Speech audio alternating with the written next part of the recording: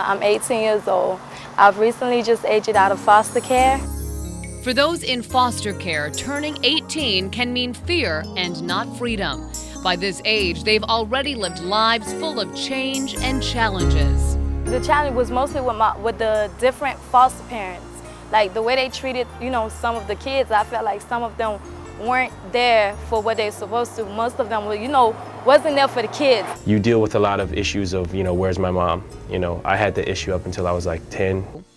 On their 18th birthday, these young adults age out of the Florida foster care system and start to live independently for the first time.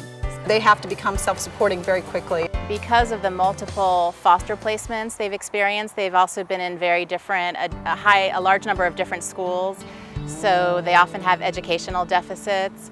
They've all experienced maltreatment. But those emotional challenges aren't the only hurdles these teens come across. With the cost of living going up across South Florida, even a monthly stipend from the state is not enough to make ends meet. Here's a look at how the funds funnel out. In both Miami-Dade and Broward, those transitioning out are eligible for the Road to Independence Scholarship. In Miami-Dade, that adds up to $892 a month and $1,014 in Broward. Why the difference? Miami-Dade has a higher number of teens leaving foster care each year, putting them out of budget for an already underfunded program. They need not only that, but more in order to be successful, to be in school, to work, and to function in society. The recent budget cuts are causing agencies to look for other ways for help. If you're a business owner, offer them jobs. If you have an apartment sitting empty, offer them a place to live at a low cost and safe a place. If you have furniture that you want to donate, we can take that. It was difficult because I wasn't ready to become 18 and being all on my own, because in foster care, really, people take care of you. So being all on your own for me is a little scary.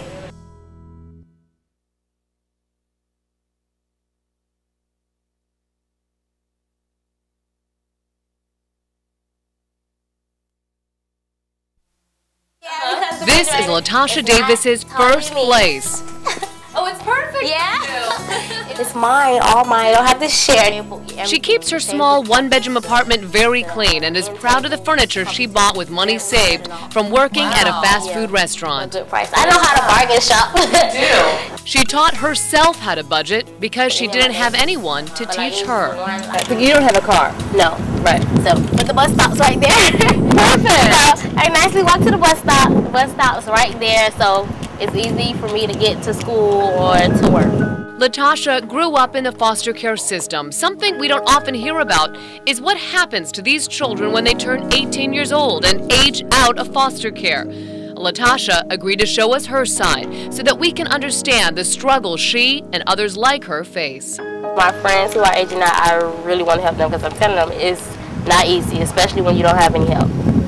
It's not easy, it's hard, it's frustrating. Latasha turned 18 in January. Her story is one of the better ones. Growing up in foster care, actually, I didn't even think I would make it past high school. And I felt lucky to go to high school and finish it, which I recently have done. Latasha is now attending Miami-Dade College. Only 20% of children in foster care go to college. Less than 5% of those will graduate. Most few foster kids think they can't get to college is because they have no help. They have no one to guide them. And when we don't have anyone to guide us, we just lost. And then when we lost, most of the time, we just give up. At times, Latasha says she felt like giving up. It's hard to survive on the $892 a month she gets from the Department of Children and Families. Just the rent on her Miami Gardens apartment is $725. Phone, electricity, food, and the bus add up to $300 more.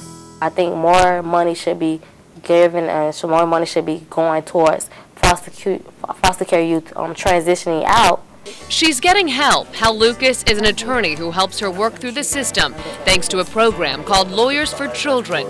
He helped her find financial assistance for her rent.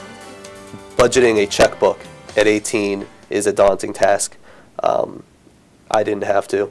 A lot of people don't. And Latasha also gets help from Educate Tomorrow, funded by Children's Trust. They gave me a mentor. They assigned me a mentor who was like, she's very great. I could talk to her. When I don't understand something, I have to go to her Latasha hopes to get herself on stable ground so her 3-year-old son can move in with her. And one day, she plans to help others like her by specializing in family law.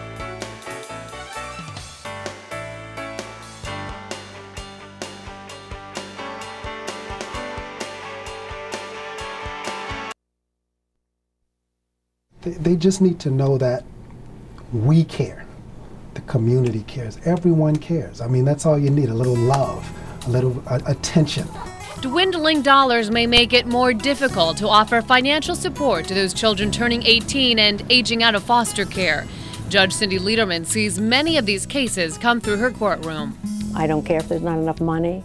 I don't care what the situation is, economic situation in the state is. I really don't care. I care about these children. And we need to be the ones that stand there and say enough. It can be hard to bridge the gap between foster kids and their local legislators. The United Way hosts a program that does just that, though, encouraging policymakers to walk a mile in a foster child's shoes.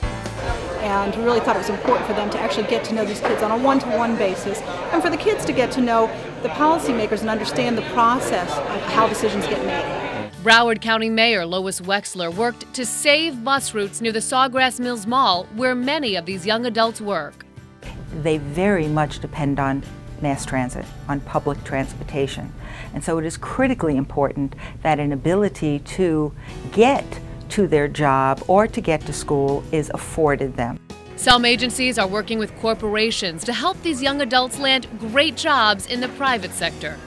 Corporate America can be a good, safe place, a stable place to work. So we have some local organizations in town who are trying to do that. Despite the challenges, the commitment from various community organizations to South Florida foster kids is clear. We want to make sure that the children of our community grow up to be productive, contributing members of the community as adults.